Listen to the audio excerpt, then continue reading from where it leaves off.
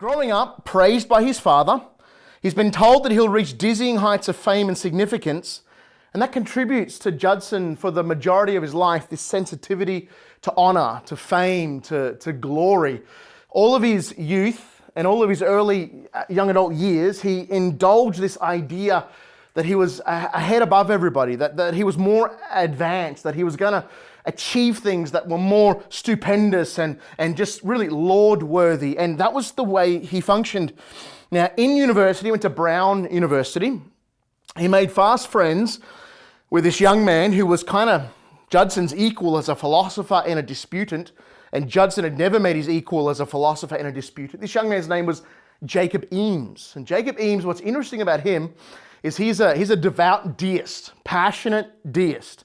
He's made it his life ambition to convert people to deism. If you don't really know, or you don't have a kind of a functioning idea of what deism is, it's kind of like, it's like taking some of the theology proper ideas of Christianity, but reducing the idea of God really just down to what they call kind of like a colossal watchmaker. That's how they kind of view God. Like there's a first cause, there's an ultimate transcendent being. The deists would admit that, but God has zero interest and zero involvement in the affairs of men or the ultimate end of the human race or earth or reality itself. Like God just kind of winds the clock up, lets it go, and he's utterly disinterested. That's the view of the deist.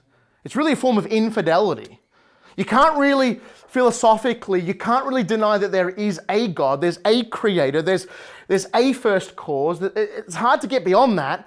So the deist would concede only that. And Jacob Eames was incredibly influential. And soon enough, Judson falls head over heels in love with this new philosophy, and he's a devout and convinced deist himself. As you can imagine, this is creating quite a rift at home. Dad is a devout Congregationalist minister.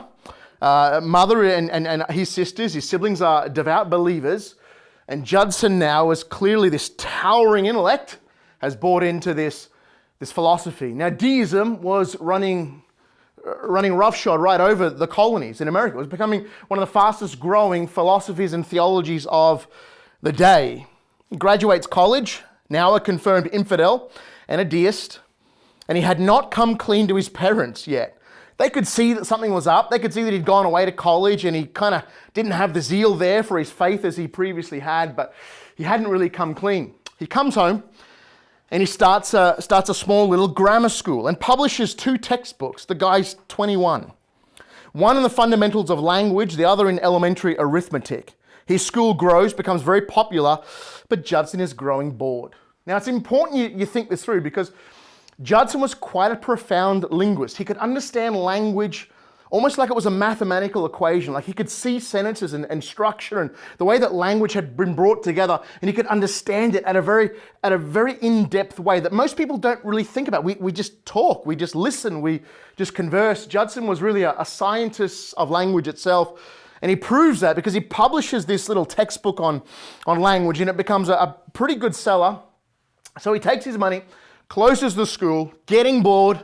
He has all these visions of grandeur, and he decides he's going to go to this small yet thriving new city that really is building a reputation for being a city for drama and play, and it's New York. So he goes down to New York, confirmed infidel, and he leaves. Visions of grandeur have possessed him. He's going to become a playwright. He came home. This is before he leaves. He came home, told his parents he's leaving to go to the big smoke, try his hand in the theatre business. His heartbroken father said, "I'd really hoped you'd become a minister." Dad still doesn't know where Judson's at. But at this point, Judson's not holding back. He says to Dad, "I would rather go to hell than become a minister. And it's lucky I don't believe in either heaven or hell."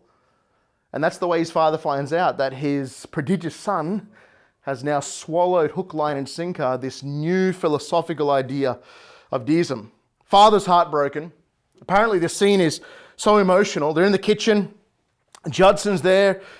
This kind of shockwave has hit Mum and Dad. The only thing breaking the silence is Mum in the corner just whimpering and weeping. And Dad says, Adoniram says to Mum, leave, go away, leave me alone with the boy. And they just go at it all night. Head to head, debate. And Adoniram Sr. and Adoniram Jr., the subject of our talk tonight, went at it for hour after hour, and every time faithful Congregationalist minister tried to defend the faith and tried to denounce or destroy the foundation of deism, well, the boy would just thwart him at every angle. He was a master disputant, the likes of which really his father had never met. And I don't know about you guys here tonight, but you can kind of get a feel for the pathos of this situation. Like, as a father, the feeling of your son becoming so so disinterested in the faith that you've tried to confer upon your family. But then, even as he's a young adult, you can't even stand against the weight of his argument or the force of his expression. Judson is in a league of his own. So he leaves, takes his horse, and goes straight for New York City.